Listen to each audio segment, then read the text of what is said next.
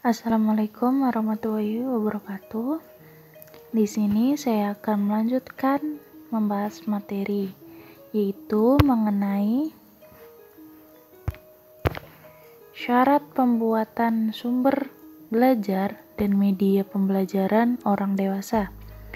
Saya Isna Rizky Hidayati, NIM 1807016067.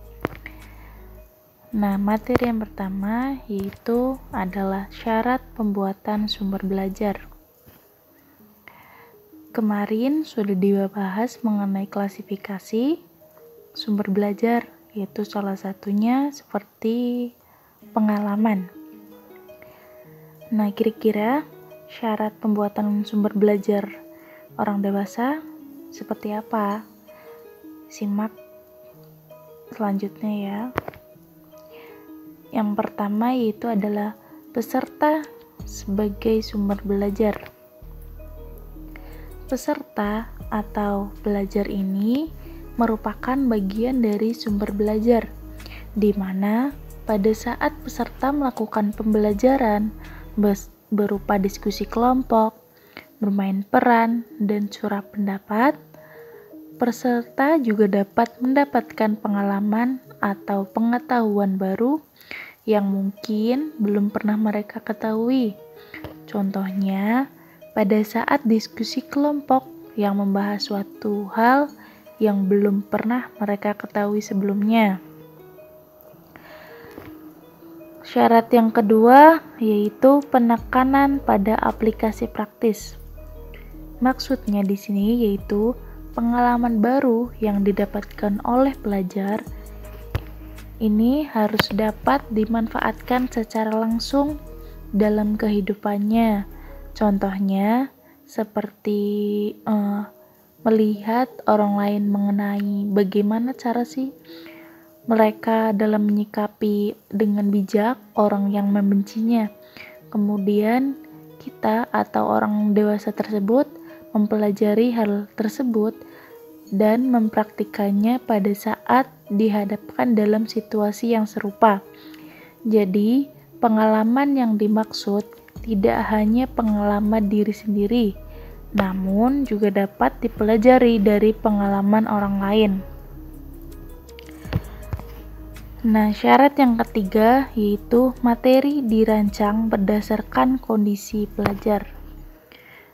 Nah, mengingat minggu lalu dikatakan bahwa prinsip belajar orang dewasa adalah belajar karena adanya suatu kebutuhan.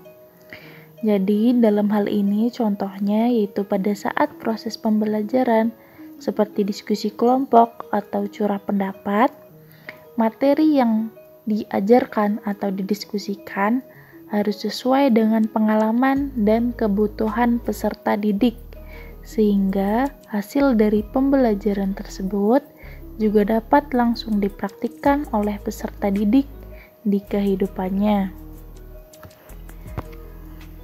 Materi yang kedua yaitu ada syarat memilih media pembelajaran orang dewasa. Ada 5 klasifikasi media pembelajaran orang dewasa yang kemarin juga sudah dibahas. Yang pertama yaitu ada media berbasis manusia, berbasis cetak, berbasis visual, berbasis audio-visual, serta berbasis komputer. Kita lanjut ke syarat atau kriterianya. Yang pertama yaitu ketepatan dengan tujuan pengajaran. Hal ini artinya yaitu pemilihan media harus sesuai dengan tujuan pengajaran. Semisal menggunakan media komputer jika memang tujuan belajarnya itu bagaimana sih cara menggunakan media tersebut. Nah, karena hal itu lebih baik diajarkan sambil praktik ketimbang hanya dijelaskan yang kemudian belajar mencatatnya. Jadi jika langsung praktik diharapkan pelajar lebih mudah untuk memahami apa dari pengajar berikan. atau ajarkan. Yang kedua yaitu ada dukungan terhadap isi bahan pelajaran, yaitu bahan atau materi yang diajarkan itu harus sesuai dengan fakta yang ada, yang sudah terbukti dengan adanya penelitian ilmiah. Hal ini dilakukan mengingat orang dewasa itu identik dengan seseorang yang memiliki pemikiran yang kritis, sehingga materi tersebut harus bisa dibuktikan dengan nyata. Syarat yang ketiga yaitu adalah kemudahan memperoleh media. Jadi, media ini yang digunakan harus mudah ditemukan atau didapatkan oleh pelajar ataupun pengajar. Contohnya yaitu buku yang memang mudah didapatkan oleh pelajar dan juga pelajar tersebut. Kemudian syarat yang keempat yaitu keterampilan pengajar dalam menggunakan media pembelajaran. Jadi, apapun jenis media yang digunakan pengajar harus dapat menggunakannya atau dalam menggunakannya itu sudah cukup ahli.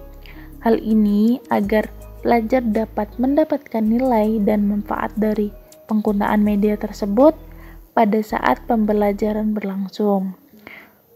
Contohnya itu pembelajaran dengan media berbasis komputer, di mana nantinya pelajar dapat mengetahui apa saja sih manfaat dari penggunaan media komputer tersebut. Yang kelima, yaitu tersedia waktu untuk menggunakannya. Maksudnya yaitu pelajar dapat memanfaatkan media tersebut pada saat proses pembelajaran. Contohnya yaitu penggunaan buku yang dapat pelajar baca atau simak pada saat pengajar menjelaskan tentang suatu materi yang tersedia di buku tersebut. Syarat yang terakhir yaitu adalah sesuai dengan taraf berpikir pelajar. Jadi, media yang dipilih ini harus sesuai dengan taraf berpikir pelajar, sehingga makna atau manfaat dari media tersebut dapat dengan mudah dipahami. Sekian presentasi dari saya. Mohon maaf jika ada kekurangan. Terima kasih, semoga bisa bermanfaat baik buat teman-teman. Wabillahi taufiq wal hidayah. Wassalamualaikum warahmatullahi wabarakatuh.